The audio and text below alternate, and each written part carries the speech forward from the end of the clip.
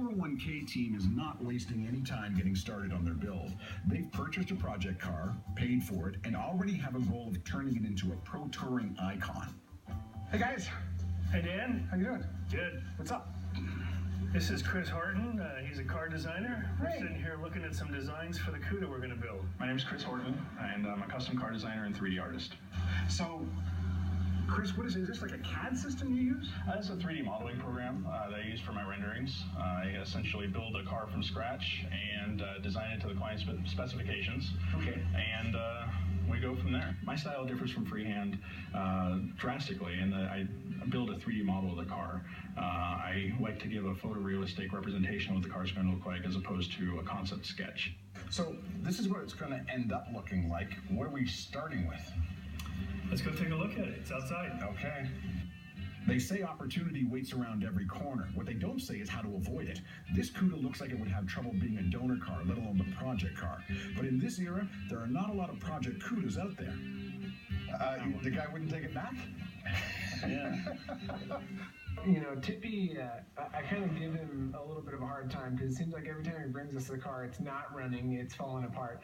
This one was an exception. This car definitely looks like he may have dragged it out of a lagoon somewhere. You know, the car, in general condition on a scale of 1 to 10, 10 being excellent, this car is about a 1. Okay, and pop the clutch down. Hear that horsepower? Make sure it's in second when you pop the clutch. Fortunately, we have friends who can supply much-needed help. People and companies who believe that nothing is ever too far gone. I put 5 guys on the teardown today, including myself, and primarily it was to get most of the interior out of the car. We needed to see the floor pan. Floor pan is one of the most important parts of the car and obviously one of the most, you know, damaged parts of this particular car, you know, with the holes that are in it. So we needed to get a good idea of what we could see so that when we do contact AMD, we make sure to order all the proper paneling from them. I like this one because all these extensions mean that you can stay a long way away from the dirt. Even a long way from the car. You might be in the wrong business. No, you're not, Brian. business. Yeah, well, the business I don't want to be in is the tetanus shot business. I've seen things, scary things, jump out from under a rear seat or carpet. The closer you get, the better the chances you'll get bit. So the further back, the better.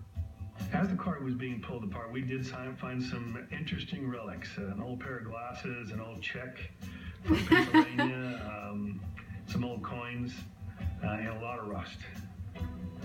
A lot of rust. On this car, we probably have 75 to 80% of the sheet metal in this car is going to be replaced when it's all said and done. The roof panel is about the best part of the whole car. Some of the inner structure workings are still in good shape, but there's going to be a lot of replacement for metal in this car for sure. You know, you don't find a CUDA in this kind of condition every day. We looked long and hard. Yeah. Have you got a name for it? Well, I think this one's going to get called the Anchor. The Anchor? Why? Because it looks like it's been to the bottom of the ocean. Well, we know it's from Pennsylvania.